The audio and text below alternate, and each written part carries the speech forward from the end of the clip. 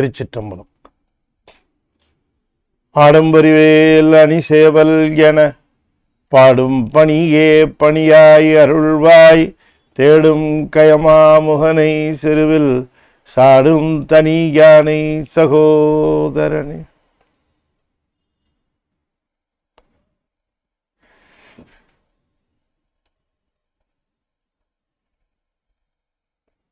திருச்சிற்றம்.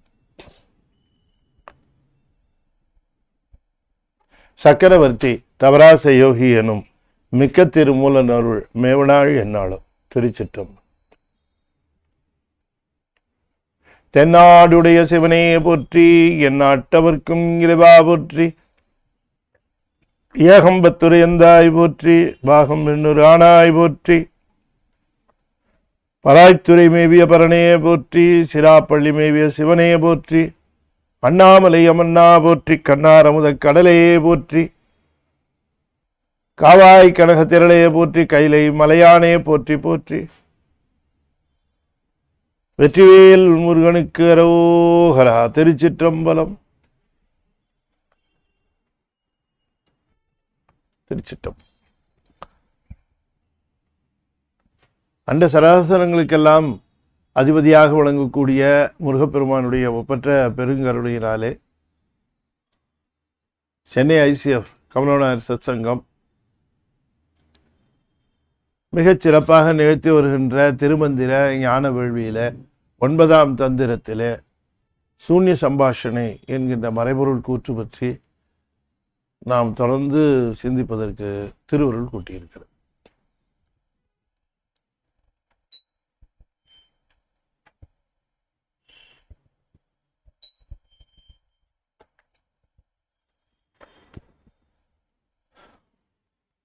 சூன்ய சம்பாஷணை என்று சொல்லக்கூடிய பகுதியை 9ஆம் தந்திரத்தில் வைத்திருக்கிறார்.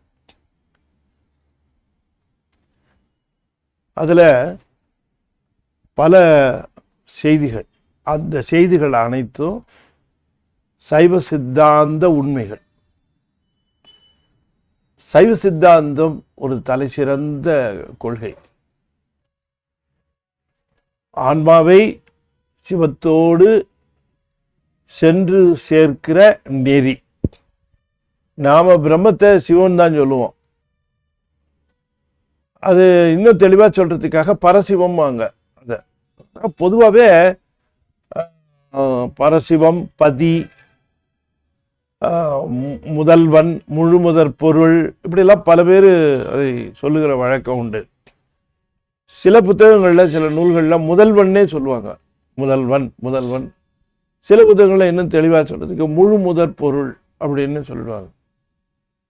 சில பொருள்கள் புத்தகங்கள்ல பதி அப்படின்னு சொல்லுவார்கள். இப்ப சில நூல்கள்ல சிவம் அப்படியே சொல்லுவாங்க. சிவம் தான் சொல்லுவாங்க. சிவம்னா நாம தத்துவத்தில் இருக்கக்கூடிய சிவத்தை எடுத்துக்கூடாது, பரசிவமா இருக்கிறத எடுத்துக்கொள்ள மாட்டோம்.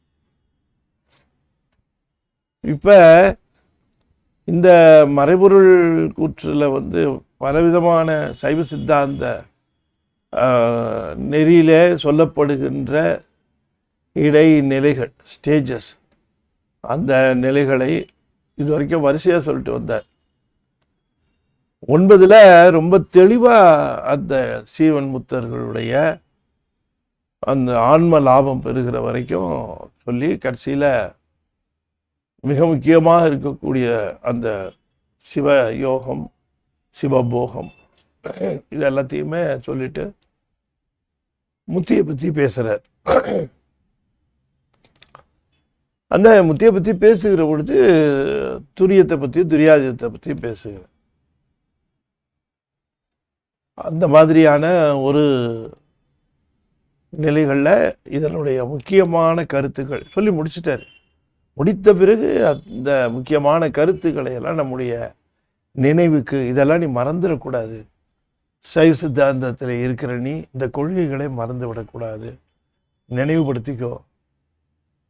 நீ நினைவுபடுத்தி கொண்டு உன்னுடைய வாழ்க்கையை அந்த கொள்கைகளிலிருந்து எங்கேயாவது மீறி மாறி போகுதா அப்படிங்கிறத அவ்வப்பொழுது உன்னை நீயே சுய பரிசோதனை செய்து கொள்ள வேண்டும். அந்த மாதிரி செய்து உய்வை பெற்றுவிட வேண்டும். இட்ஸ் எ கோல்டன் ஆப்பர்ச்சுனிட்டி, மிகப்பெரிய அரிய வாய்ப்பு என்று சொல்லுகிறார். ஆனால் அவர் சொல்லுகிற பொழுது இந்த கொள்கைகளை வரிசையாலாம் சொல்லலை. வரிசையாக விளக்கிட்டு வந்த மாதிரியே இதுலேயும் வரிசையாக வைக்கலை. அப்படியே ரேண்டமாக தான் சொல்லுவார். ஒவ்வொன்றும் ஒவ்வொரு கொள்கையை ஒரு இடத்துல சொல்லுவார். சில கொள்கைகளை அப்படி சொன்னால் தான் அந்த கொள்கை நமக்கு தெரிஞ்சிருக்கா புரிஞ்சிருக்கா அப்படிங்கிறதுக்கான ஒரு தெளிவு. இப்போ நம்ம வந்து இந்த மறைபொருள் கூற்று என்று சொல்லக்கூடிய சூன்ய சம்பாஷணையில் அவர் சொல்லியிருக்கக்கூடிய இந்த செய்திகள் எல்லாவற்றையும் முன்னும் பின்னுமாக நாம் நிறுத்தி பார்த்து அந்த நிலை சொல்கிறாரு, அதுக்கு முந்தைய நிலை என்ன, அதுக்கு அடுத்த நிலை என்ன என்ற அந்த தெளிவை எல்லாம் நாம் சரியாக தெரிந்து கொள்ள வேண்டும் என்று அந்த செய்திகளை அப்படி சொல்லியிருப்பார். ஆனால் 1 2 3ன்னு வரிசையாக அவர் அப்படி சொல்லலை. அதில் சில செய்திகள் நிறைவில் சொல்ல வேண்டியதை முதலில் சொல்லியிருப்பார், முதல்ல சொல்ல வேண்டியதை நடுவில் சொல்லியிருப்பார். இந்த மாதிரிலாம் அவர் சொல்லியிருப்பார். ஆனால் அவர் ஏன் அப்படி சொன்னாருங்கிறது அவர் ஒருத்தருக்கு தான் தெரியும், நமக்கு தெரியாது. அப்படிதான் சொல்கிறார், ஆசிரியர் சொல்கிறாரு, அதை அப்படியே ஃபாலோ பண்ண வேண்டியது தான் நம்முடைய கடமை. அதே ஆதென்டிசிட்டியோடு தான் பேசுவார். சொல்கிறத செய்ய அப்படிம்பார், அப்படியே எடுத்து பாரு அப்படிம்பார், அப்புறம் உனக்கே புரியும்பார். ஆகையினாலே ஒரு சிறந்த ஆசிரியர் போல நமக்கு மட்டும் இல்லை, பல திருமுறை ஆசிரியர்களுக்கே அவர் ஆசிரியர். அப்படிப்பட்ட ஒரு ஆசிரியர். எல்லாமே அவர்கிட்டேருந்து வந்தது தான், திருமந்திரத்திலேருந்து வந்தது தான். நம்ம எத்தனை திருமுறைகள், நம்முடைய மற்ற திருமுறைகள் அத்தனையும் பார்த்தாலும் சரி, இல்லை அதுக்கப்புறம் வந்த குமரகுருபரர், தாயுமானவர், அருணகிரிநாதர், யார் எந்த கொள்கையில் நீங்கள் எதை வேணால் எடுத்து பாருங்க, திருமந்திரத்திலேருந்து எடுத்தது தான் இருக்கும். அவருக்கு யார்கிட்டேருந்து எடுக்க வேண்டிய வாய்ப்பு இல்லை, அவரே தான் அத்தனையும் சொல்லியிருக்காரு. அதனால் அவருக்கு நேராக வந்தது. நமக்கு இவர் சோர்ஸு, இவருக்கு எது சோர்ஸுன்னா நந்தியம்பெருமான். அதனால தான் அடிக்கடி நந்தியம்பெருமானை சொல்லுவார், எனக்கு நந்தி இப்படி தான் சொன்னார், எங்கள் ஆசிரியர் இப்படி தான் சொன்னார், எங்கள் ஆசிரியர் இப்படித்தான் எடுத்து சொன்னார் என்று தன்னுடைய ஆசிரியர் சொன்னதை சொல்லி மகிழ்வார். அப்போ அவருக்கு என்னன்னா, எல்லாத்தையும் நானாக சொல்கிறேன்னு நினைக்காதீங்க, எனக்கு என்ன ஆசிரியர் சொன்னாரோ அதை நான் சொல்கிறேன்னு ரொம்ப கவனமாக சொல்லுவார். அதனால் திருமந்திரத்தை நம்ம படிக்கணும்னா அது நம்ம முந்தைய பிறப்பில் நம்ம தவம் செஞ்சுருக்கணும். அப்படி தவம் செஞ்சிருந்தால் தான் அந்த வாய்ப்பு கிட்டும். திருமந்திரத்தை கற்பது தவம், ஆனால் அதுவும் முன்ன தவம் இருந்தால் தான். தவமும் தவமுடையார்க்கே ஆம் அப்படின்னார் வள்ளுவர். ஆகையினாலே இந்த திருமந்திரத்தில் சொல்லக்கூடிய கருத்துக்களை ஒரு கருத்துக்கள் போல எடுத்துக்கொள்ளாமல் அவற்றை நம்முடைய வாழ்க்கையை செப்பனிட தந்திருக்கக்கூடிய சாதனங்களாக அதனை கொண்டு அதனை சிந்தித்தல், அதில் தோய்தல் போன்றவற்றையெல்லாம் நாம் செய்யணும். அதனால் இந்த திருமந்திரத்தில் இந்த சூன்ய சம்பாஷணைங்கிறது ஒரு முக்கியமான ஒரு, எல்லா பகுதிகளுக்கும் தலைப்பு கொடுத்துருப்பார். அந்த தலைப்பு ஒட்டி உள்ள செய்தி இருக்கும். அப்படி தான் சொல்லுவார். இப்போ சிவரூபம், சிவதரிசனம் அப்படின்னு கொடுத்தாருன்னா அதை ஒட்டி செய்தி உள்ளே இருக்கும். ஆனால் இதுக்கு என்ன தலைப்பு கொடுத்தாரு பாருங்க, சூன்ய சம்பாஷணை. அப்படி தான் கொடுத்துட்டார். இதில் என்ன செய்தி இருக்குங்கிறதுக்கான ஹிண்ட் அதில் இல்லை, அது அந்த குறிப்பு அதில் இல்லை. அப்படின்னா எல்லாத்தையும் சொல்லுவார்னு அர்த்தம். எல்லாவற்றையும் சொல்ல போகிறாருங்கிறதுனால தான் ஒரு குறிப்பிட்ட தலைப்பை தராமல் அதில் இந்த மறைபொருள் கூற்று சூன்ய சம்பாஷணை அப்படின்னு கொடுத்துருக்க. சூரிய சம்பாஷணை அப்படின்னு சொன்னால் நேராக பேசிக்காம சங்கேதமாக பேசிக்கிறது. குறிப்பாக ஆசிரியர் மாணவனை பார்த்து சில சமயம் பேசுகிற பொழுது எல்லாரும் இருப்பாங்க, அந்த இடத்துல சீடங்கிட்ட சொல்லும் பொழுது அந்த செய்தியை சங்கேதமாகவே சொல்லுவார். குறிப்பாக சொல்கிறது எல்லாருக்கும் தெரிய வேண்டிய அவசியம் இல்லை, அவங்க ஒன்றுக்கொன்று அதை புரிந்து கொள்வார்கள் என்கிற காரணத்தினால அப்படி பேசும். அது போலவே 9ஆம் தந்திரம் வரைக்கும் நம்ம அவர் ஒரு ஒரு ஒரு சிறப்பான நிலையில் நம்மளை வச்சு பார்க்குறார். 9 வரைக்கும் நம்ம சொன்னதை படிச்சுட்டு வந்திருக்கான். அதனால் அதில் வந்து ஒரு ஆழ்ந்த ஒரு நோக்கு இல்லாமல் யாராலையும் படித்து அதை உடனே அப்படியே தெரிந்து கொள்ள முடியாது. அவர் சொல்லியிருக்கிறத அப்படியே படித்து அதில் என்ன சொல்லியிருக்கார் அப்படிங்கிறத நம்ம நேராக தெரிந்து கொள்ள முடியாது. சிறந்த ஆசிரியர்கள் அதை சிறப்பாக சொல்லியிருக்கிறாங்க. அந்த ஆசிரியர்கள் சொன்ன அந்த செய்திகளை ஒட்டித்தான் அதை நாம் தெரிந்து கொள்ள முடியுமே தவிர நாம் வந்து அதனால என்ன பார்த்தீங்கன்னு சொன்னால் சில கருத்துக்கள் வந்து சில இந்த மறைபொருள் சம்பாஷணையை எல்லாரும் ஒன்று போல கருத்து சொல்லலை. சில விதமாக சொல்லியிருக்காங்க, சில விதமாக பொருள் சொல்லியிருக்கிறாங்க. இப்போ நம்ம பார்க்கறது வந்து அந்த அவர் திருமந்திரத்தை 8 நம்ம படித்ததுனால 9 நாம் ஓரளவு பார்த்ததுனால சாமி இதைத்தான் சொல்ல வருகிறார் அப்படிங்கிறத ஓரளவு நாம் அதை ஊகிச்சு நம்ம பார்த்துருக்குறோம். எனவே நம்ம பார்க்கறது வந்து சாமி என்ன சொல்கிறாரோ அதை தான் பார்க்குறோம். ஆகையினால இந்த பொருளை நீங்கள் வேறு ஏதாவது அப்படி ஒரு தடவை வேறு ஏதாவது மறைபொருள் சம்பாஷணை பற்றி நூல்கள் கிடைத்து அதில் பார்க்க நேரிட்டால் அதில் வேறு மாதிரி பொருள் சொல்லியிருக்கேன் என்று நீங்கள் மகிழ்ச்சி அடைய வேண்டாம். அது அவங்க பார்த்த கோணத்தில் அவங்களுக்கு தெரிஞ்ச பொருளை சொல்லியிருக்காங்க. அது தவறுன்னு சொல்கிறதுக்கெல்லாம் நான் ஆயத்தமாக இல்லை. அது அது சிறப்பு இல்லைன்னு சொல்கிறதுக்கும் எனக்கு ரைட்ஸ் இல்லை. அவங்க பார்வையில் அந்த பொருள். ஆனால் நம்ம வந்து இதை பார்க்கறது எப்படி பார்க்குறோம் அப்படின்னு கேட்டால் சாமி வந்து கிட்டத்தட்ட 9 வரைக்கும் என்ன சொல்லியிருக்காருங்கிறத நாம் ஓரளவு பார்த்துக்கிட்டே வரோம். அப்படி பார்க்கும்போது இந்த மறைபொருள் கூற்றை என்ன மாதிரி சொல்லியிருப்பார், எப்படி சொல்லியிருப்பார் அப்படிங்கிற அந்த செய்தியை ஒட்டி நாம் பார்க்கணும். திருமூலர் மேலே எல்லா அருளாளர்களுக்கும் ஹை ரிகார்டு, இருந்த ஒரு எண்ணம். அதனால சில சமயம் அவர் சொன்னார்னு சொல்கிறதுக்கே அஞ்சுவாங்க. அது அந்த மாதிரி அவர் மேலே உயர்ந்த மரியாதை. அந்த மௌனகுருவை சொல்லி சிறப்பிக்கிற பொழுது தாய்மானவர் மூலன் மரபில் வரும் மௌனகுருவே என்று இந்த மௌனகுருவினுடைய பெருமை நீங்கள் தெரிஞ்சுக்கணுன்னா அவர் திருமூலர் மரபில் வந்தவர் என்று குறிப்பிடுகிறார். தன்னுடைய குருநாதருடைய பெருமையை சொல்கிறதுக்கு எங்கள் குருநாதருக்கு குருநாதர் யார் தெரியுமா அப்படின்னு சொல்லி அதை சொல்லி அவர் மகிழ்கிறார். அதனால திருமூலரை வந்து நம்ம நினைத்த மாதிரி எல்லாம் அவருக்கு பொருள் சொல்லி நாம் சொல்லிட்டு இருக்கக்கூடாது. அது என்ன நமக்கு முன்னால் இருக்க அருளாளர்கள் என்ன சொன்னாங்க, அதில் என்ன சிறப்பாக எடுத்து சொல்லலாம் அப்படிங்கிற முறையில் தான் இப்போ நம்ம பார்த்துக்கிட்டு வரோம். இப்போ நம்ம பார்க்கறது ஓரளவு ஒரு அந்த கருத்து உள்ளுரை செய்தி எல்லாமே நம்ம இது வரைக்கும் அவங்க என்ன காட்டினாங்கன்னோ சைவ சித்தாந்தத்தில் அந்த கருத்துக்களின் அடிப்படையில் இந்த கொள்கைகள். நீங்கள் உள்ளுரை செய்தியெல்லாம் படிச்சுட்டு அந்த பாட்டை படித்து பார்த்தீங்கன்னா உங்களுக்கு அது தெரியும் என்ன நோக்கத்தில் அதை சொல்லியிருக்காரு. திருமூலர் எதை வலியுறுத்த விரும்புகிறார் சைவ சித்தாந்தத்தில், சீடன் எதை தெரிந்திருக்க வேண்டும் என்று கருதுகிறார், அந்த பாயிண்ட்டை அவர் வந்து எக்ஸ்ப்ளாய்ட் பண்ணுவார். அப்படி பண்ணது தான் இந்த பாடல்கள் சூன்ய சம்பாஷணை. அதில் வந்து மறைமுகமாக சொன்னதுனால நிறைய பேர் அவங்கவுங்களுக்கு தோணுன சில கருத்துக்களை சில பேர் எழுதியிருக்கிறாங்க. அதை சில பேர் என்கிட்ட கூட கேட்டிருக்காங்க இந்த மாதிரி இருக்கேன் அப்படின்ட்டு. அதனால தான் உங்களுக்கு அந்த கிளாரிஃபிகேஷன் இப்போ சொன்னேன் அந்த விஷயத்த. சரி, இப்போவும் ஒரு பாட்டு சொல்கிறாரு. அந்த பாட்டு கிட்டத்தட்ட அது ரொம்ப அவர் வந்து மறைந்து கிடைக்கிற ஒரு பொருளை சொல்லாமல் மறைவு இல்லாமல் தெளிவாகவே இருக்கிற ஒரு பகுதியை எடுத்து சொல்லி அதை நம்ம சிந்திச்சு பார்க்க சொல்றாரு.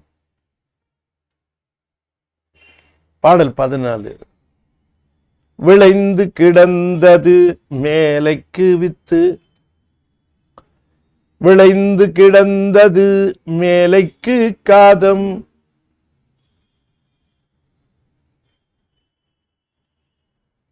விளைந்து விளைந்து விளைந்த கொள்வார்க்கு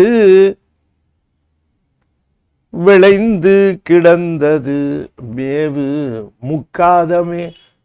அந்த மூ ஒன்று போடணும் அதில். மேவு காதமைக்கு இக்குக்கு முன்னாடி ஒரு மூ. மேவு முக்காதமே. அப்படின்னு சொல்றார். விளைந்து கிடந்தது மேலைக்கு வித்து, விளைந்து கிடந்தது மேலைக்கு காதம்,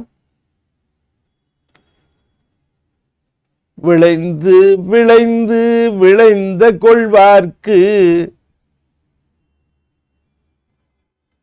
விளைந்து கிடந்தது மேவு முக்காதமே.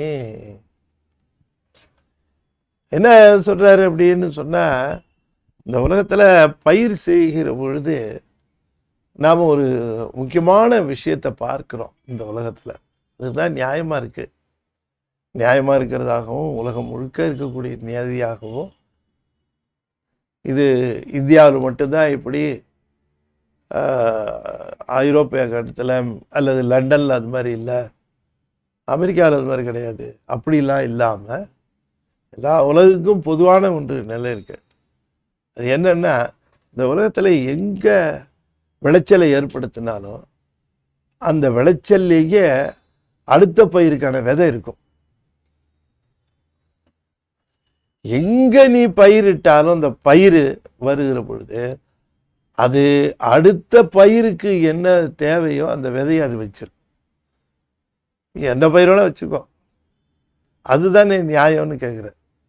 இந்த இடத்துல மட்டுமல்ல, எல்லா இடத்துலையும் அப்படித்தான். விளைந்து கிடந்தது மேலைக்கு வித்து, மேலைக்குன்னா இனிமேல் வரப்போகிற அந்த பயிர்களுக்கு, மேலைக்கு இனிமேல் வரப்போகிற பயிர்களுக்கு அது வித்து. விளைந்து கிடந்தது மேலைக்கு காதம். ஆகையினாலே அப்படி அந்த விளைவுக்காக வந்து கிடைத்தவை எல்லாம் எப்படி போற்றப்பெறுகிறது அப்படின்னு பார்த்தால், அது சேமிப்பாக வைக்கப்பெறுகிறது, அது பயன்பாட்டுக்காக வைக்கப்பெறுகிறது,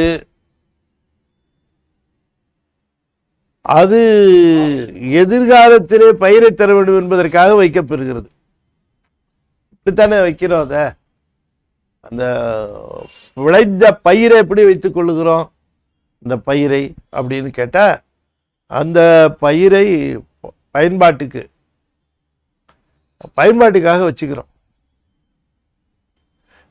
பயன்பாட்டுக்கு வச்சுக்கிற பொழுது அத்தனையும் எடுத்து பயன்படுத்துறது இல்லை, அது ஒரு பகுதி எடுத்து தான் பயன்படுத்துகிறோம்.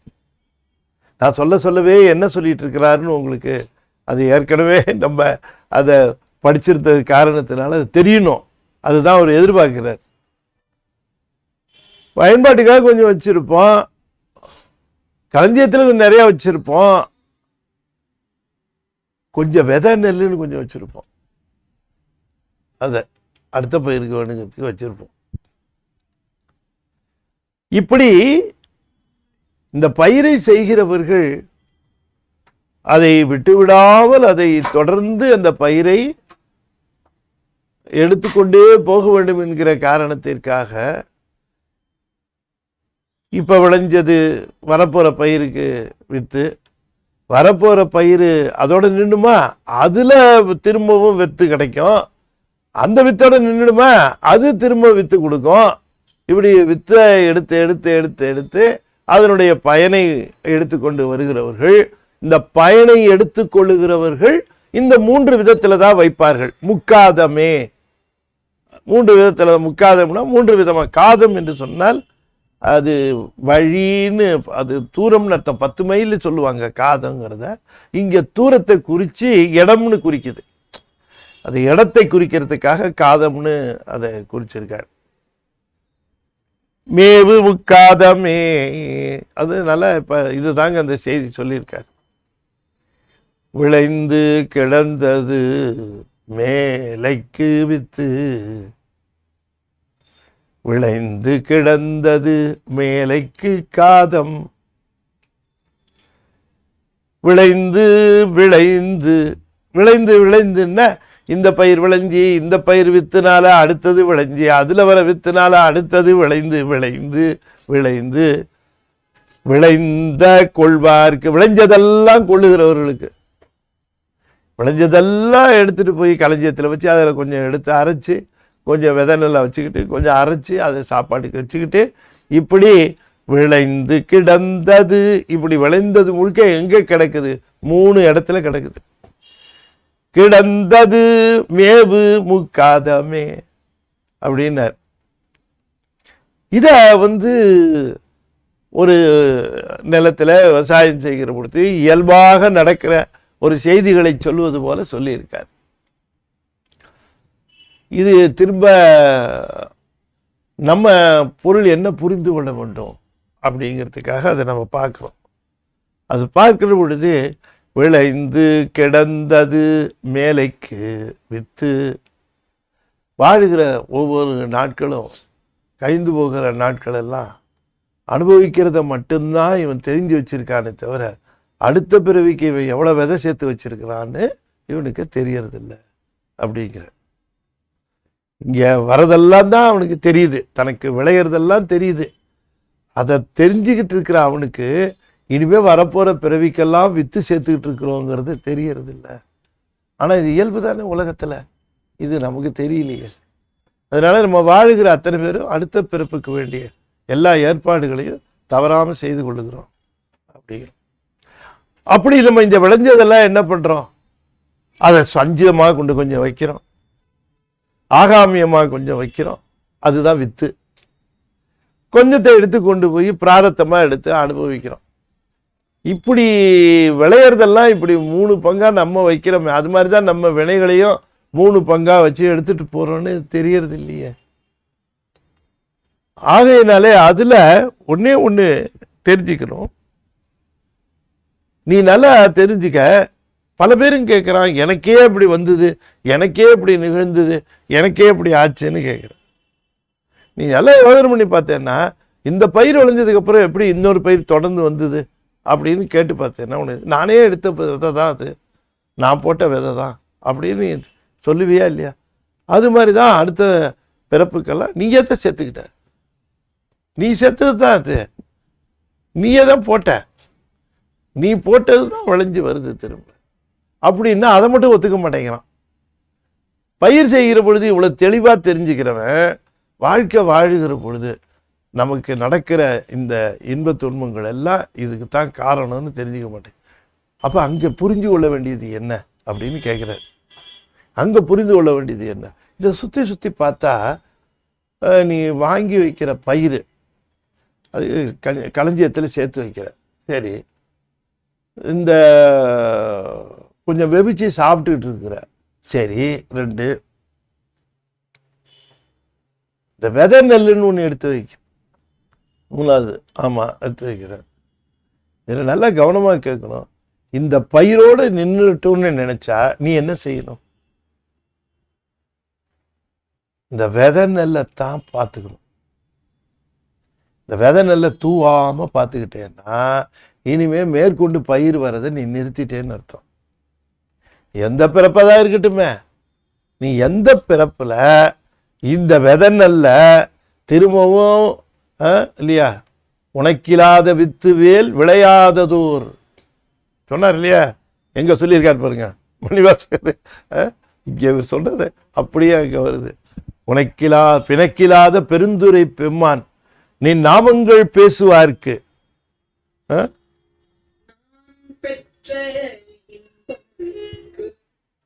உனக்கில்லாததோர் வித்து மேல் விளையாமை சொன்னாரா இல்லையா? அப்ப இந்த விதைய திரும்ப விளையாம பார்த்துக்கிறதுக்கு நீ செஞ்சிட்டேன்னா அதுதான் சக்சஸ். அது புரியுதா இல்லையா உனக்கு? ஆமா, புரியுது புரியுது, அதுல புரியுது, இதுல புரியல சாமி. எதுல புரியல? இந்த விதையிலே சொல்றீங்க, அது நல்லா புரிஞ்சு. இதுல பிறப்பு வராம இருக்கிறதுக்கு, மேல் கொண்டு பிறவி வராம இருக்கிறதுக்கு, இந்த விதையை அனுபவிக்காம இருக்கிறதுக்கு இதுல என்ன செய்யணும்னு சொல்றீங்க? அதுல வித்துன்னு சொன்னேன் இல்லையா, அதைத்தானே நீ விதைக்காம பத்திரமா அதை கொஞ்சம் கவனமா கையாண்டேன்னா உனக்கு திரும்ப பயிர் வராம போயிடும். அது மாதிரி இதுக்கு திரும்ப பிறப்பு வராம இருக்கிறதுக்கு நீ செய்ய வேண்டியது வேற ஒண்ணும் இல்லை.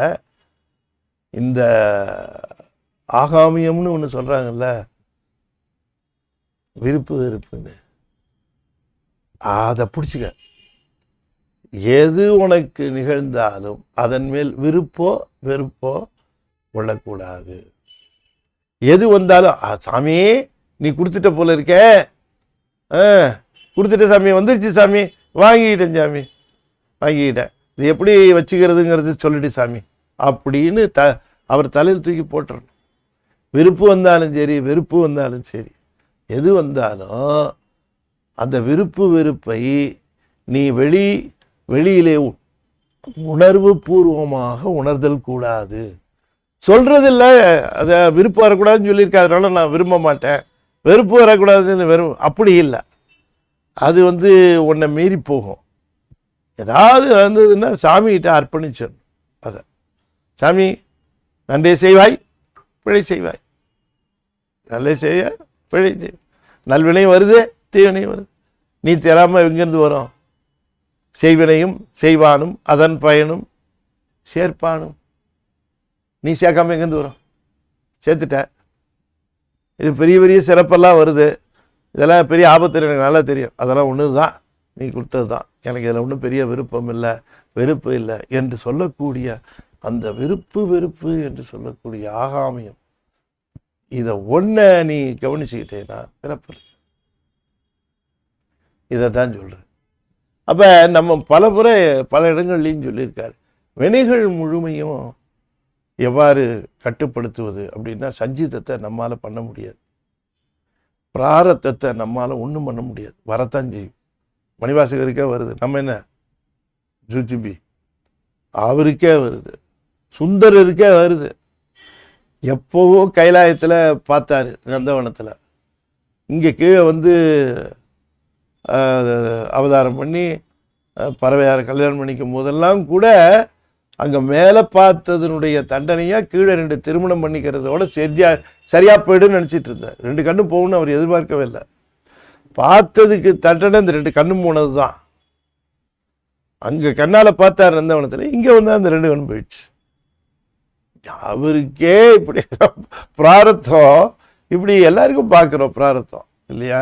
ஆகையினாலே தான் அந்த ஒரு செய்தி, இந்த பிராரத்து மேலே நமக்கு கண்ட்ரோல் இல்லை, சஞ்சீதத்துக்கு மேலே கண்ட்ரோல் இல்லை, ஆகாமியத்து மேலே தான் கண்ட்ரோல்.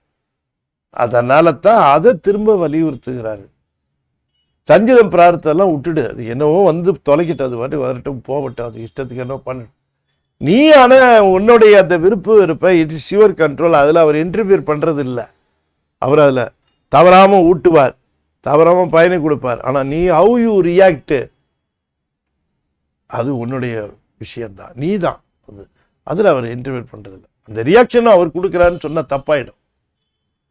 அது மேலே விருப்பு வருது, இது மேலே வெறுப்பு வருதுங்கிறது சாமி தான் கொடுக்குறாருன்னா தப்பு, சாமி கொடுக்க மாட்டார். அங்கே தான் ஆன்மாவினுடைய விருப்பு வெறுப்பு இருக்குது. அந்த ஆகாமியத்தை நீக்கிக்க வேண்டியது நம்முடைய கடமை. ஆனால் ரொம்ப அழகாக என்ன சொல்கிறாரு சாமி சொல்லுகிற ஒரு விஷயத்தை நம்ம பார்க்கணும். இந்த விருப்பு வெறுப்புங்கிறத நீக்கிக் கொள்வது என்பது அவ்வளவு ஒரு சுலபமாக வருவது அல்ல. அதை நம்ம ஃப்ராங்காக பேசணும். அது ப்ராக்டிஸில் தான் வரும். அது எப்படி வரும்னா, அதுக்குத்தான் அருளாளருடைய வாழ்க்கை, மணிவாசருடைய வாழ்க்கை, சுந்தரருடைய வாழ்க்கை, அப்பர் சுவாமியுடைய வாழ்க்கை, இது எல்லாத்தையும், அது மட்டும் இல்லை பல நாயன்மார்களுடைய வரலாறு, இதை படிக்க படிக்க படிக்க, இதை கேட்க கேட்க கேட்க, இதை ஓத ஓத இந்த பக்குவம் நமக்கு வரும். அதுக்குத்தான் திருமுறைகள் கொடுத்துருக்குறாங்க. இந்த விருப்பு வெறுப்புங்கிறது ஒன்றின் மேலே நமக்கு எப்படி நம்முடைய ரியாக்ஷன் இருக்கணும் அப்படின்னு ரொம்ப தெளிவாக எல்லா அருளாளரும் சொல்லுகிறார்கள். என்னன்னு கேட்டிங்கன்னா, துறவு என்று சொல்லக்கூடிய துறவினால தான் முக்தி. இந்த துறவு இல்லாமல் முக்தி கிடையாது. அப்ப துறவுங்கிறது ரொம்ப பேர் என்ன மிஸ்டேக் பண்ணிக்கிறாங்கன்னு கேட்டா, துறவு என்று சொன்னால் ஆடைகளை மாற்றிக்கொள்வது, உணவு வகைகளை மாற்றிக்கொள்வது, வாழ்க்கை நடைமுறைகளை மாற்றிக்கொள்வது இல்லை. துறவுனா என்ன? அது ரொம்ப தெளிவா திருமூலர் சொல்லுகிறார். துறவு என்பது விருப்பு வெறுப்பு இல்லாமல் இருப்பது. இதான் துறவு. வேற என்ன வேணா பண்ணிக்க, அப்ப எப்படிப்பட்ட துறவு இருந்தார் சுந்தரர் கேட்டா, விருப்பு வெறுப்பு இல்லாத துறவு. ஆனா 2 மனைவியோடு வாழ்ந்தாரு. ஆனால் அவர் நீத்தாரும் தொடர்வரிய நெறி நின்றார்னார் தெய்வ சேக்கிழார். யோசனை பண்ணி பார்க்கணும், எப்படி அவர் நீத்தாரும் தொடர்வரிய நெறி நின்றார். எல்லாம் முற்று துறந்த முனிவர்களாலையும் தொட முடியாத உச்சத்திலே இருந்தவர் சுந்தரமூர்த்தி சுவாமிகள் அப்படின்னு தெய்வ சேக்கிழார் சொல்றார். என்ன காரணம் அப்படின்னு கேட்டா, இந்த விருப்பு வெறுப்புங்கிற அந்த நிலைகளை தாண்டியவர்களே துறவிகள்.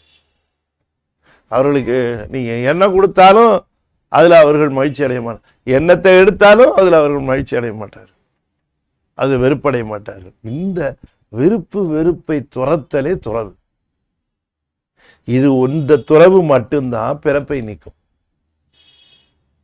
வேற எந்த துறவும் பிறப்பை நீக்காது. உணவு வகையில நாம் எவ்வளவோ துறவு செஞ்சாலும் சரி, அல்லது உடை விஷயத்திலேயே எல்லாவற்றையும் மாற்றிக்கொண்டு அந்த உடையில துறவு உண்டான, அதெல்லாம் சரி, அதெல்லாம் இருக்கு, நல்லதுதான். ஆனால் பிறப்பை நீக்குகிற துறவு என்பது விருப்பு வெறுப்பு இல்லாது இருத்தல். எவ்வளவு பெரிய துறவுங்க. அந்த துறவுங்கிறது ஒரு சிறப்பான ஒரு செயல் நிகழ்ந்த பொழுதும் அதனால எந்த பாதிப்பும் இல்லை. ஒரு சிறப்பில்லாத நிலை நடக்குது, அதுலேயும் எந்த பாதிப்பும் இல்லை. விருப்பு வெறுப்புங்கிறது இல்லாத ஒரு நிலை தான் துறவு நிலை, அதை நீக்குவது. எனவே விளைந்து கிடந்தது மேலைக்கு வித்து, விளைந்து கிடந்தது மேலைக்கு வித்து. விளைச்சலை பண்ணிக்கிட்டே தான் போறோம் ஒவ்வொரு நாளும். அடுத்த பிறப்புக்கு என்ன வேணுங்கிறத தயாரா எல்லாமே விளைந்து கிடந்ததுன்ட்டாரு. ஆனா அப்படி நம்ம தான் பயிர் பண்ணிட்டு இருக்கோம், அதுக்கு விதை உற்பத்தி பண்ணிட்டு இருக்கிறோன்னு தெரியாம விளைந்து கிடந்தது மேலைக்கு காதம். அது என்ன பொருள்? இங்க சொன்னோம் சஞ்சிதம் அப்படிலாம் வச்சுக்கிறோம். இங்க மேலைக்கு காதம் என்று சொல்லுவது அதுக்கு இடமாக 3 இடம் இந்த விதை. இது என்னன்னா, இங்கேயே இருக்க போறோமா, திரும்பவும் இல்லை நரகம் போவோமா, சொர்க்கம் போகிறோமா, அந்த இடமும் இங்கே இருக்கிற என்ன நீ செஞ்சு விதை வச்சியோ அந்த விதைக்கு தகுந்த மாதிரி எங்கே விளையுன்னு சொல்லிடுவாங்க. அடுத்த பிறப்பு எங்கேங்கிறது அதுதான் காதம். மேலைக்கு காதம் விளைந்து கிடந்தது. இங்கே விதைச்சி பண்ணிட்டல, நீ தான் விதைச்சிட்டியே, பயிர் தெரியுமே, விதை இருந்தால் அந்த விதைக்கு எந்த இடம் அப்படிங்கிறது இங்கே தான் தீர்மானிக்கிறாங்க. நீ எங்கே போகிறேங்கிறது வேற இடத்துல தீர்மானிக்கிறது இல்லை. நீ சொர்க்கம் போக போறியா, நரகம் போக போறியா, மீண்டும் இங்கேயே வரப்போறியா, அது எல்லாமே இங்கேயே தான் விளைந்து கிடந்தது மேலைக்கு காதம். அடுத்து எங்க போகிறாய், சொர்க்கம் போகிறாயா, நரகம் போகிறாயா, மீண்டும் இங்கேயே வருவாயா என்றெல்லாம் அங்கேயே விளைந்து கிடந்தது. அது எங்கேயெல்லாம் போய் பார்த்து எல்லாம் டிசைட் பண்ண மாட்டாங்க யாரும், இங்கேயே கிடக்குது. விளைந்து விளைந்து விளைந்த கொள்வார்க்கு இப்படி தொடர்ந்து இந்த விருப்பு வெறுப்பாக இருக்கக்கூடிய விதைகளை வித்தி வித்தி வித்தி அதனாலே பெறுகின்ற பயன்களை கொள்ளுகிறவர்கள் மீண்டும் மீண்டும் இந்த மாநிலத்திலே பிறப்பார்கள் அப்படிங்கிறதோட சேர்த்து அதை முக்காதம்னாரு. இங்க அவர்கள் இந்த வித்தை விதைக்கிறவர்கள் சொர்க்கம் போறதோ நரகம் போறதோ இந்த நாளிலம் வருவதோ என்று இந்த 3 இடங்களிலுமே சுற்றி திரிகின்றார்கள், இந்த 3 இடங்களிலுமே இருக்கிறார்கள். எனவே இந்த திரிதல் வேண்டாம் என்று கருதினால் அங்கே நாம் செய்ய வேண்டியது இங்கே விளையாமல் பார்த்து கொள்ள வேண்டும். அதற்கான வித்து இங்கே உற்பத்தியாகாமல் பார்த்து கொள்ள வேண்டும். அந்த வித்து எது என்று கேட்டால் விருப்பு வெறுப்பு தான் வித்து. அந்த விருப்பு வெறுப்பு விளையாமல் பார்த்துக்கிட்டேன்னா உனக்கு மேலைக்கு காதம் இல்லை, சென்று சேர வேண்டிய இடம் சொர்க்கமோ நரகமோ அல்லது இந்த பூமியோ இல்லை. பின்ன எங்கே என்ன சிவலோகம், அங்கே தான் போகும். அது அங்கே தான் போகணும், அந்த இடம் தான் அது. இந்த 3 காதத்தையும் விட்டுட்டு நமக்கு வேற காதம் இருக்குது, நமக்கு ஒரு இடம் இருக்குது, நமக்குன்னு இருக்கிற இடம், அந்த இடத்துக்கு தான் போகணும். ஆகையினால விளைந்து விளைந்து விளைந்து கொள்வார்க்கு விளையிறது விளையிறது விளையிறது திரும்ப திரும்ப விளைச்சி விளைவிச்சு விளைவிச்சு விளைவிச்சு அந்த பயனை கொண்டு கொண்டு இருக்கிறவர்களுக்கு விளைந்து கிடந்தது. அவர்கள் அனுபவிக்கிற உலகங்கள் விளைந்து கிடக்கிறது. ஆகையினால நீ நீ அடுத்து எங்கே போகிறேங்கிறத வேறு யாரும் வந்து முடிவு பண்ணுறதில்ல, நீயே தான் இங்கே முடிவு பண்ணி விதை விதைச்சிக்கிற. அதனுடைய விதைகள் ஆகாமியத்தை கட்டுக்குள் கொண்டு, ஆகாமியங்கிறது உனக்கு விருப்பு வெறுப்பு. எனவே விருப்பு வெறுப்பை குறைத்து வருக, பிறகு நிறுத்தி கொள்க. விருப்ப வெறுப்பை ஆல் ஆஃப் எ சடன் அப்படியே விருப்ப வெறுப்பை நிறுத்த முடியும். விருப்ப வெறுப்பு ராத்திரி அப்படியே குறைச்சிட்டு வரணும். ராத்திரி என்ன டிஃபன்னு போனோம், சப்பாத்தின்னு நினச்சி தான் சொல்லிட்டு போனோம். போனால் அது நம்ம நினச்ச டிஃபன் இல்லை, என்ன பண்ணட்டும்னு கேட்குறாங்க நமக்கு. அப்போ கேட்கும் பொழுது நமக்கு ரொம்ப கோபம் வருகிறது. நமக்கு தேவையில்லாத டிஃபன் கிடைக்க போதா அப்படின்ற சில பேர் இருக்காங்க. ஏதாவது கொடு சாப்பிட, எதுவும் இல்லை, ரொம்ப சந்தோஷம், தண்ணி இருக்குமே கூட சாப்பிட்ருவேன். இது அவ்வளோ சுலபம் நீங்கள் நினைக்கிறீங்களா? நீங்கள் இதில் மட்டும் செஞ்சு பார்த்துருங்க. இதை செஞ்சு பார்த்துருங்களே, அது கடினமாக தான் இருக்கும். ஆனால் இதை வாழ்க்கையிலேயே கை கொள்ளணும்னு சொன்னால் வெரி டிஃபிகல்ட் தானே, ரொம்ப டிஃபிகல்ட்.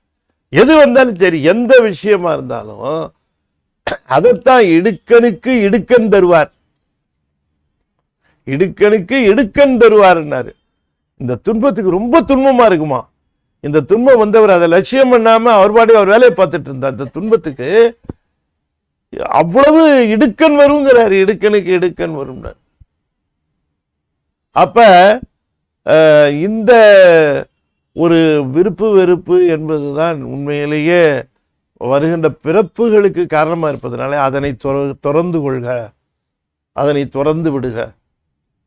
எதுவுமே விருப்பம் இல்லை, எதுவுமே வெறுப்பும் இல்லை அப்படிங்கிற அந்த விருப்பு வெறுப்புங்கிற அந்த நிலைக்கு அது ரொம்ப சிம்பிள் தீரி தான்.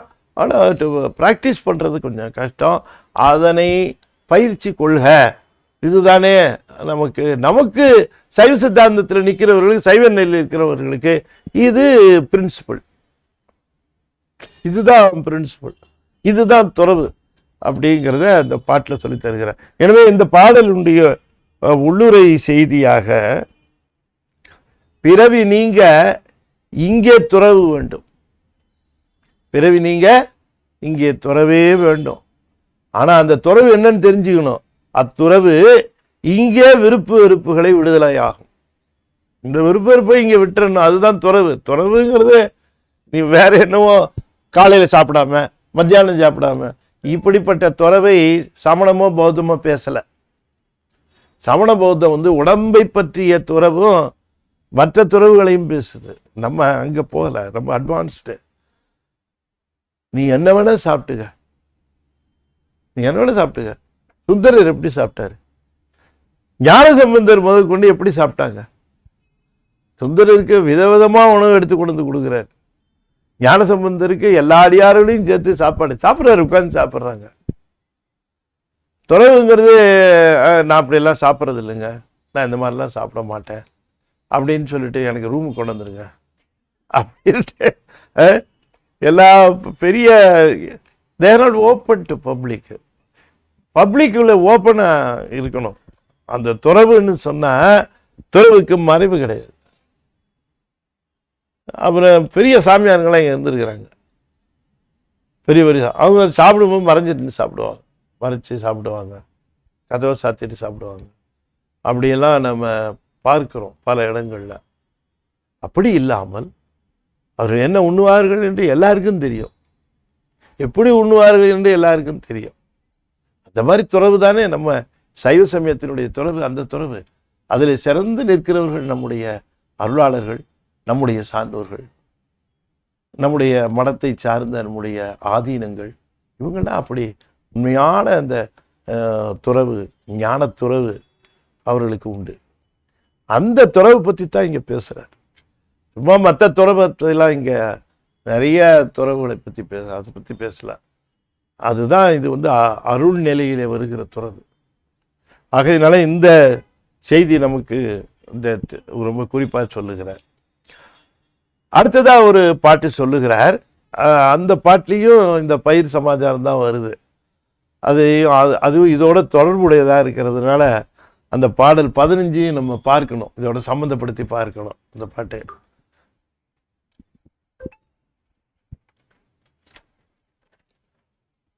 களர் உழுவார்கள் கருத்தை அறியோம்,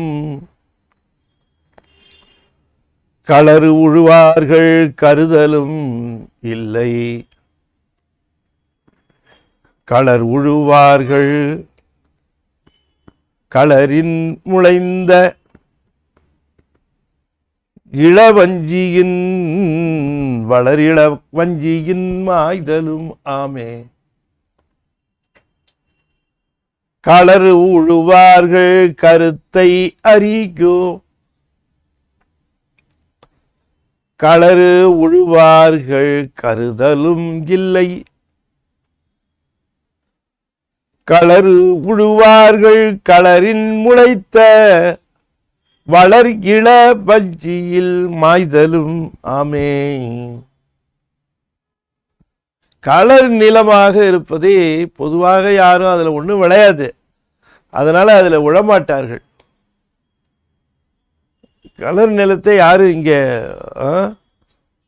உழறதில்லை, உழமாட்டார்கள். ஆனாலும் இங்க சில பேர் உழுதுகிட்டு இருக்கான், அதை பார்க்கிறோம் நம்ம. அவன் அதுல என்ன வரும், நெல் வருமா, கரும்பு வருமா, வாழை வருமா, என்ன பெரிய பயிர் வரும் அப்படின்னு பார்த்து கொண்டு இந்த களரை உழுது கொண்டு இருக்கிறார்கள். களறு உழுவார்கள், அது பார்க்கிறவர்களுக்கு எல்லாருக்குமே தெரியும், இது ஒரு பயனற்ற செயலை முயற்சியை எடுத்துக்கொண்டு இருக்கிறார். களர் நிலங்கிறது ஒன்றும் விளையாத நிலம். ஒன்றும் விளையாத நிலத்தை எதுக்கு உழுதுகிட்டு அதில் ஏன் இவ்வாறு செய்ய வேண்டும் என்றால், அதை கேட்காமல் சில பேர் செய்துக்கிட்டு தான் இருக்கிறாங்க.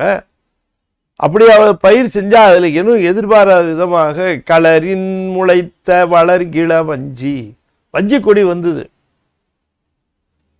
ஆகா இது வந்துருச்சு, இதை வச்சு சாப்பிட்டுக்கலாம் என்று சொல்லி அதை சாப்பிட ஆயத்தமானார்கள். ஆனால் பார்த்தால் அது சாப்பாட்டுக்கு உதவுறது இல்லை, சாப்பாட்டுக்கு ஆகவும் இல்லை. ஆகையினாலே அவர்கள் அந்த உணவு கிடைக்காமல் பெருந்துன்பமுற்று அவர்கள் மாண்டு போனார்கள் பட்டினியால. இப்படி பயிரை, நல்ல பயிரை எதிர்பார்த்து நல்ல நிலத்திலே உழுதிருந்தால் அவர்களுக்கு உணவு கிடைத்திருக்கும், அந்த உணவுப் பொருளை அவர்கள் உண்டு வாழ்ந்து இருக்க முடியும். ஆனால் இவர்களோ இவர்களுக்கு தோன்றிய அந்த களர் நிலத்தையே உழுது கொண்டு இருந்தார்கள்.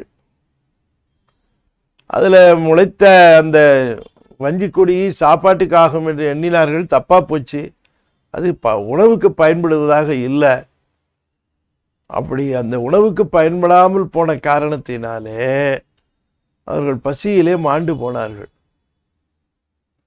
களர் உழுவார்கள் கருதலும் இல்லை, களரை உழுது கொண்டு இருக்கிற இவர்கள் நாம எதுக்காக இதை உழறோம்னு கூட தெரியாம உழுதுகிட்டு இருக்கிறான். இத பாட்டை நம்ம பொருள் சொல்லுகிற பொழுது அந்த 3வது வரிய முதல் வரியா சொல்லணும், 4வது வரிய 2வது வரியா சொல்லணும், 2வது வரிய முதல் வரியா சொல்லணும், 3வது வரியா சொல்லணும், 2வது வரியா, முதல் வரியா கடைசி வரியா சொல்லணும்.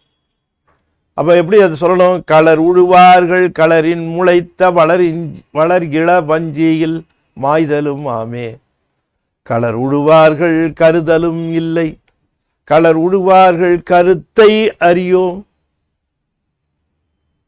எனக்கு தெரியவே இல்லைப்பா, ஏன் செய்யறான்னு எனக்கு புரிய மாட்டேங்குதுங்கிற. களர் உழுவார்கள் கருத்தை அறியோம், களர் உழுவார்கள் கருதலும் இல்லை. எனக்கு தான் தெரியலன்னா உழறவனுக்கும் தெரியல, எதுக்கு பண்ணிட்டு இருக்கோம் அந்த வேலையை அப்படின்னு அவனுக்கும் தெரியல, இல்லை அவன் ஏன் பண்றான்னு எனக்கும் தெரியலங்கிற. எதை குறிப்பிடுகிறாருன்னு பார்க்கணும். களர் உழுவார்கள் கருதலும் இல்லை, களரை உழுது கொண்டு களநிலத்தை உழுது கொண்டு முயற்சிகளை எல்லாம் வீணாக்கி கொண்டு இங்கே உழுது கொண்டு உழைத்து கொண்டு இருக்கிறவர்கள் கருதலும் இல்லை. அவர்கள் என்ன கருதுகிறார்கள், ஏன் உழுகிறோம் என்று எண்ணுகிறார்கள் அவர்களுக்கே தெரிவதில்லை. களர் உழுவார்கள் கருத்தை அறியோம். சரி, நமக்காவது அவன் எதுக்கு உழுதுட்டு இருக்கிறான்னு தெரியுதான்னா நமக்கும் தெரியல. நமக்கு தெரியல என்னாலாவது பரவாயில்ல, உழறவனுக்கே தெரியல எதுக்கு உழுகிறோம், இதையோ இவ்வளோ கஷ்டப்பட்டு செஞ்சுட்டு இருக்கோம் அப்படின்னு தெரியலையே. இப்படியும் நடந்துட்டு இருக்குப்பா இந்த பூமியில், இந்த மாதிரியும் போயிட்டு தான் இருக்கு. சரி நான் வரட்டுமா அப்படின்ட்டு கிளம்பிட்டாரு. சரி அப்போ நான் வரேன் அப்படின்ட்டாரு. சாமி இருக்க என்ன சொல்றீங்கன்னு சொல்லிட்டு நான் சொன்னேனே எப்படி ஊதுகிட்டு இருக்கிறான்னு கண்ணு. சாமி உழறதை பற்றி சொன்னீங்க, அது நல்லா புரியுது, ஆனால் இதில் எங்களுக்கு என்ன சொல்ல, நீ உழுவாது இந்த மாதிரின்னு சொல்லிட்டு போகிறேன். சாமி கொஞ்சம் வழக்கமாக சொல்லுங்க அப்படின்னு கேட்டால் அதை சொல்லுகிறார். களர் உழுவார்கள் என்று சொல்லுகிறது உலகியல் நெறியிலே சென்று வெற்றி பெற வேண்டும் என்று எண்ணுகிறவர்கள். இந்த உலகியல்ல பல சாதனைகளை செய்து வெற்றிக்குரியவராக விளங்க வேண்டும், புகழ்பெற்றவராக விளங்க வேண்டும், பதவியை பெற்றுவிட வேண்டும், வாழ்க்கையில வெற்றி பெற்றவர் என்கிற பெயரை வாங்கிவிட வேண்டும்.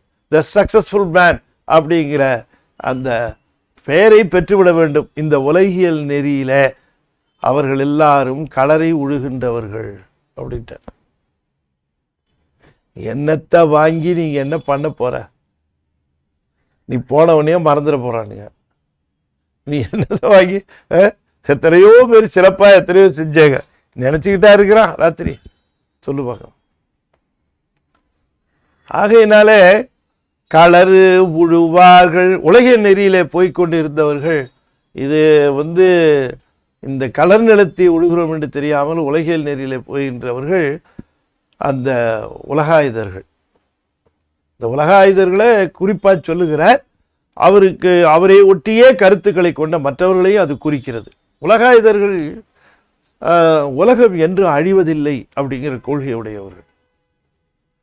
உலகாயுதர்களுக்கு இந்த உடம்பே உயிர் அப்படிங்கிற கொள்கை உடையவர்கள். யாரோ கேட்டாங்க, என்னுடைய நண்பர் யாரோ ஒருத்தர் கேட்டாங்க, உலகாயுதர்களுக்கு கொள்கை விளக்க நூல் உண்டான்னு. ரொம்ப அருமையான கேள்வி. உலகாயுதர்களுக்கு கொள்கை விளக்க நூல் இருக்கிறதா அப்படின்னாரு. உண்டு அப்படின்னு. அப்படியா, யார் எழுதுன்னு? அருணந்தி சிவாச்சாரியார் எழுதியிருக்காரு. சொல்லும் போது எனக்கு சிரிப்பு வருது. அருணந்தி சிவாச்சாரியார் தான் எழுதியிருக்காரு அப்படின்னா. என்னங்க நீங்க இப்படி சொல்றீங்க? அருணந்தி சிவஞான சித்தியார். ஆமா, சிவஞான சித்தியார் தான். அதுல இந்த பரப்பக்கம்னு ஒரு பகுதி எழுதியிருக்காரு. அந்த பரப்பக்கம் இந்த புற சமயங்கள்லாம் இருக்குல்ல, அதுங்களுக்கு ஒழுங்கா புஸ்தகம் கிடையாது. அழகா எழுதி கொடுத்துருக்காரு சாமி. நீ சொல்றதுல இதானப்பா, இதான் பாரு, இது ஐயா நாங்க கூட இப்படி நல்லா எழுத முடியாது. உலகாயுதர்களுக்கு அப்படி எழுதி கொடுத்துருக்காரு. நான் அதனாலதான் சொல்றது, உலகாயுதர்ல புஸ்தத்துக்கு எங்கேயும் கஷ்டப்படாதீங்க. எங்க சிவஞான சித்தியார்ல அது ரொம்ப அழகா பரப்பக்கத்துல உலகாயுத நெறி அப்படின்னு போட்டு அவங்க சொல்ற மாதிரியே எழுதியிருப்பாரு. அதுதான் பியூட்டி. அதை படிக்கும்போது ஆஹா இவ்வளவு அருமையா இருக்கு. ஏன்னா அவர்ல எழுதுறாரு, ரொம்ப அருமையா இருக்கே, ரொம்ப அற்புதமா இருக்கே, நல்ல கொள்கை இருக்கே அப்படின்னு நினைப்போம். அதை ஒன்னொன்னா மண்டையை போட்டு உடைப்பாரு கீழே, திரும்ப பின்னால அதுக்கு பதில் சொல்லுவார், ஒன்னா உடைச்செறிவார். ஆனா உடைச்செறியறதுக்கு முன்னாடி பாத்தீங்கன்னா ரொம்ப பிரமாதமா இருக்கும். அது பேசாம அவங்க அந்த புக்கு போட்டு கண்ட புத்தகத்தை போட்டு கஷ்டப்பட்டு இருக்கிறாங்க. பாதி உளறலா இருக்கும். அவனை கான்ட்ரடிக்ட் பண்ணியிருப்பான். யாரு படிக்கிறாத? அறிஞர்கள் படிச்சா இதுல என்ன தப்பு இருக்குன்னு சொல்லுவாங்க. இவனே போட்டுக்கிறான், இவனே படிச்சுக்கிறான், இவனே பண்றான்ல. இந்த மாதிரி அருணந்தி சிவம் மாதிரி போட்டா தான் சரியா இருக்கும், கரெக்டா? அப்ப அதுல அவர்களுக்கு கொள்கை என்னன்னு கேட்டா உடம்பே உயிர், உடம்பே உயிர். சரி, இதாவது கொஞ்சம் பொறுத்துக்கலாம். அடுத்தது சொன்னா இந்த உலகம் அழியாது அப்படின்னு சொன்னான். உலகம் அழியாது, அது எப்பவும் இருக்கும் அப்படின்னா அதையாவது பொறுத்துக்கலாம். அடுத்தது சொன்னா முத்தி என்பது பெண் இன்பமே. சொல்லியிருக்காரு.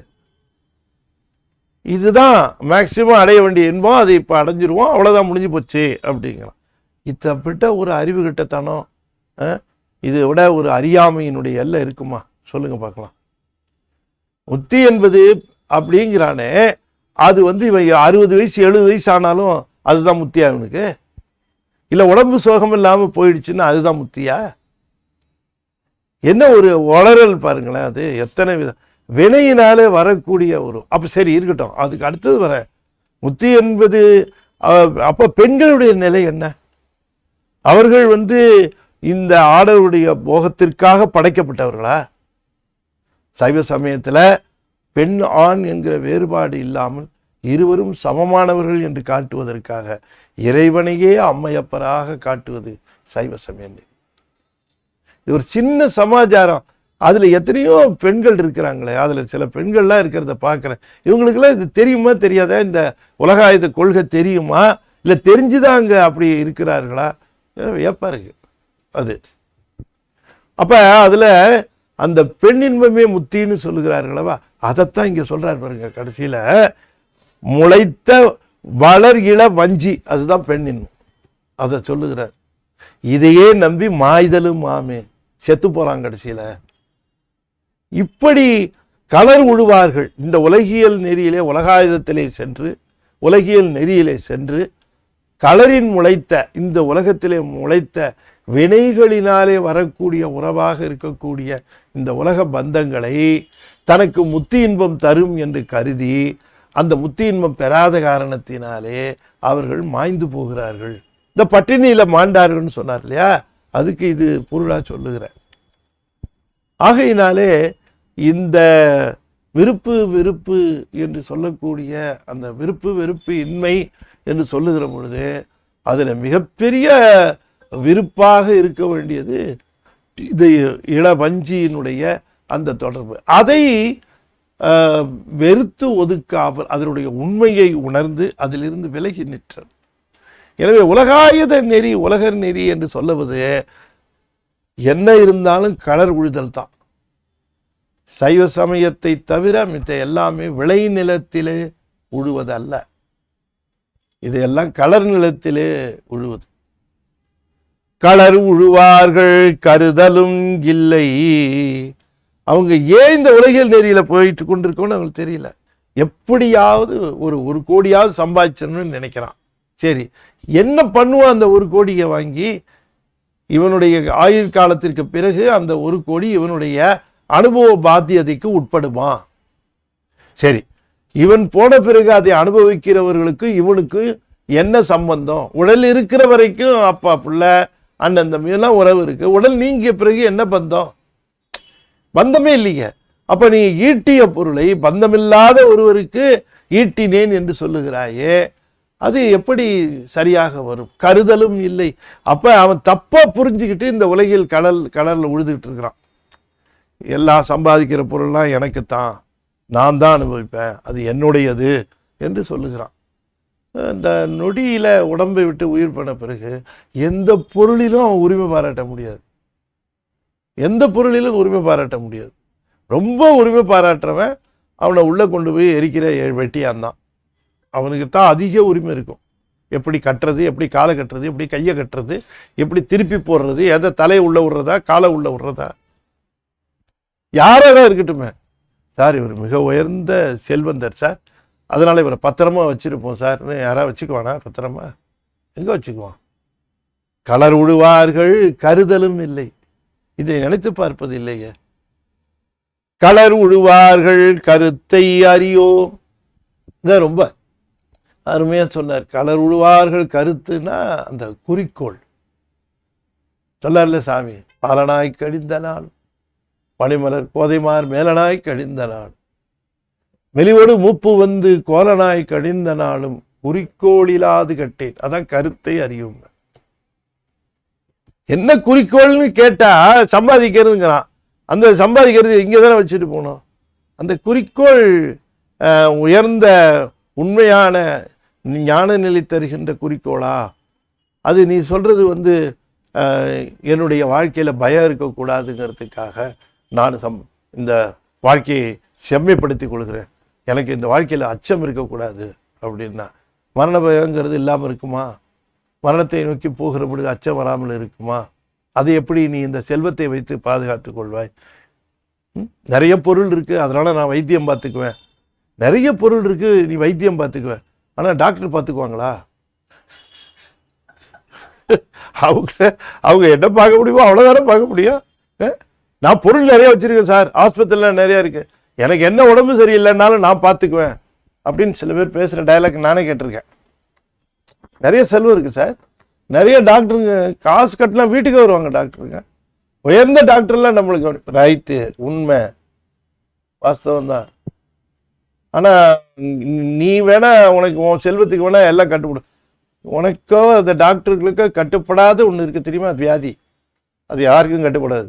அது புதுசாக ஒன்று கிளம்பும், அது புதுசாக நிற்கும், அது மருந்து கேட்காது, எல்லாமே சவாலாக இருக்கும். இது எங்கேருந்து சேலஞ்ச் பண்ணுவேன்?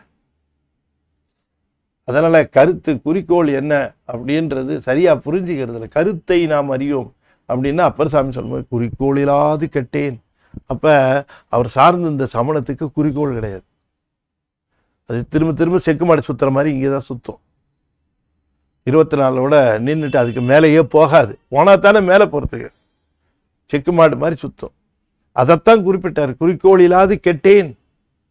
அப்போ இருந்தப்ப பாலனாய் கழிந்த நாளும் பனிமலர் கோதைமார் மேலனாய் கோதனாய் கழியலை, இருந்தாலும் அந்த ஒற்றுமை பற்றி அதையும் சொல்லுகிறார். மேலனாய் கழிந்த நாளும் குறிக்கோளிலாது கட்டேன் அப்படின்னு சொல்லுகிறார்.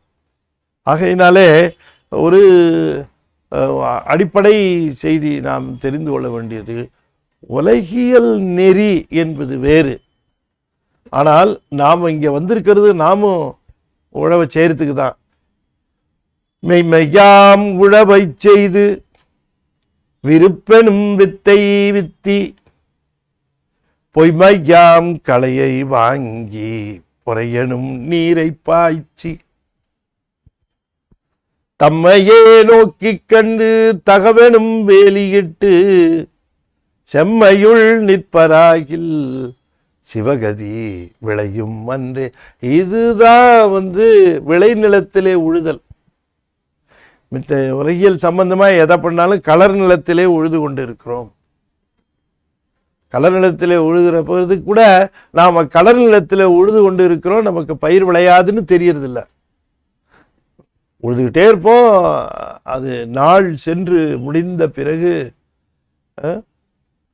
வாழ்க்கை இறைத்தேன் என்று சொல்லுவது போல அந்த நிலைக்கு கொண்டு போய் இது விட்டுவிடும். ஆகையினாலே அங்கே உலகியல் நெறி என்று சொல்லக்கூடிய நெறி பொருளீட்டல், பதவி பெறுதல், புகழ் சேர்த்தல் என்று சொல்லக்கூடிய இத்தனையும் தொடர்ந்து நின்று மணிவாசகரை பார்த்து நீங்கள் இந்த நாட்டை கொஞ்சம் எடுத்துங்கன்னு கேட்டான். பாண்டிய நாட்டு கடைசியில் அதானே கேட்டான். எல்லாம் தெரிஞ்சு போச்சு, சாமி நீங்கள் நாட்டையே எடுத்துங்க சாமி, உங்களுக்கு கீழே நான் இருக்கிறேன் அப்படின்னு கேட்டார்.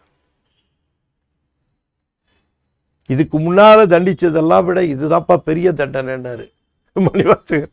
இதுக்கு முன்னால என்னென்னவோ தண்டிச்சேன், அந்த தண்டனைக்கெல்லாம் உள்ளானே. ஆனால் அதை விட பெரிய தண்டனை என்ன தெரியுமா? இந்த பாண்டிய நாட்டுக்கு அரசனாகுங்கன்னு சொல்கிற பற்றியா, அதுதான் பெரிய தண்டனை. மந்திரியாக இருந்தே இவ்வளோ பாடுபட்டேன், ராஜாவாக இருந்து ஏன்பா என்னை பாடுபட சொல். உன்னால் முடியும்னா இந்த கோயிலை கட்டு, பெருந்துறை கோயிலை. சாமி நீங்களே இருந்தீங்கன்னா இருக்கிற கோயிலை நீ கட்டு, உன் மேற்பார்வையில் கட்டு இந்த திருக்கோயிலை, சாமியே வந்த இடம், நான் அப்படியே கிளம்புறேன் என்று அங்கே போய் அந்த கோயிலை அரசனை வைத்தே கட்டினார். அதுதான் அங்கே நிகழ்ந்தது.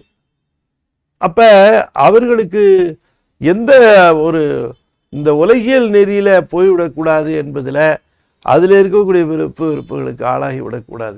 விருப்பு வெறுப்பு வரக்கூடாதுன்னு சொன்னார்னா உலகியல் நெறியில் போகிறத தவிர்க்கணும். உலகியல் நெறியில் போய் கொண்டிருந்தால் விருப்பு வெறுப்பு வரத்தான் செய்யும். அதனால தான் ரெண்டையும் சம்பந்தப்படுத்தி இந்த 2 பாடல்களையும் சொன்னார். அந்த உள்ளுரை செய்தியாக இந்த பாடலுக்கு அழகாக நம்ம என்ன சொல்லலாம், உலகர் நெறிக்கு மீள பிறப்பதே குறிக்கோள். அவ குறிக்கோளை திரும்ப புறக்கணுங்கிறது தான். சிவநெறியே பிறப்பை நீக்கும். அவ்வளவுதான். இதை உள்ளுரை செய்தியாக சொல்லியிருக்கிறார். நமக்கு எது உலக நெறி, எது சிவநெறி அப்படிங்கிறது நமக்கு இது வரைக்கும் நம்ம அவர் சொல்லிட்டு வந்த செய்திகளில் நமக்கு தெரியும். எப்படியாவது அந்த சகலாவத்தையிலிருந்து சுத்தாவத்தைக்கு எப்படி வந்துடுறது அப்படின்னு பார்த்துட்டு, அதுதான் சிவநெறி. அது உள்ள நுழையிறது எப்படி, எல்லாம் ஒரே இடம் தானே. அந்த நம்ம அன்னைக்கு பார்த்த மாதிரி சகலம்தான் சுத்தமாகும். சுத்தத்துக்கு வந்தப்புறம் சகலமும் இருக்குன்னு சொல்லக்கூடாது இல்லையா? சுத்தத்துக்கு வந்தப்புறம் திரும்ப சகலமும் இருக்குன்னு சொல்லக்கூடாது. அவங்க எடுக்கிற அந்த சகலம் வேற. அதனால தான் அதை சாக்கிரத்தில் அதீதத்தை புரிந்த தபோதனர்கள் என்று சொல்லுவதற்கு காரணம் அதுதான் காரணம். அந்த சகலம் சுத்தமாகும் என்று சொல்லி இந்த பாடல் 15வது பாடலுக்கு உள்ளொரு செய்தியாக நாம் சிந்தித்தோம் என்று சொல்லி இதனை நிறைவு செய்யும் முகமாக 5 எழுத்து 5 முறை ஓதுவேன். அன்பர்கள் தொடர்ந்து ஓத வேண்டும் என்று திருவடி பணிந்து வேண்டிக் கொள்வேன். ஓ நம சிவாய, ஓ நம சிவாய, ஓம் நம சிவாய, ஓம் நமச்சிவாய, ஓம் நமச்சிவாய. திருச்சிற்றம்பலம். அன்பர்களே, ஞானத்திரள் பத்திரிகைக்கு உங்களுடைய நல்லா எதிர்பார்க்குறோம். நீங்கள் அதுக்கு சப்ஸ்கிரைபரை நிறைய பேர் சேர்த்து விடணும். அதில் வர கட்டுரைகளுக்கு உங்களுடைய நல்ல ஆதரவை தரணும். 10 வருஷம் 11 வருஷமாக நடந்து 12வது வருஷத்தில் நடந்து கொண்டு இருக்கிறது. இது ஞான குழந்தை தமிழில் நம்முடைய அந்த பதிப்பு மிகப்பெரிய வெற்றி பெற்றது. அதை ஆங்கிலத்தில் தர வேண்டும் என்று பலரும் கேட்கிறார்கள். ஆகையினாலே அதை ஆங்கிலத்திலே தருவதற்கான முயற்சி கிட்டத்தட்ட முடிந்து விட்டது. அது இப்பொழுது ஆங்கிலத்தில் வெளிவருவதற்கான ஏற்பாடுகளை செய்து கொண்டு இருக்கிறோம். அதற்கான முன்பதிவும் உண்டு. அதுக்கு அந்த புத்தகத்தினுடைய விலை அதனுடைய ஒரு கன்செஷனோட அது வர இருக்கிறது. அதோடு சேர்த்து ஸ்ரீமத் பாம்பன் சுவாமியுடைய வரலாறு, அருமுக சிவன் தொடராக வந்தது நம்முடைய பத்திரிகையில். கிட்டத்தட்ட 42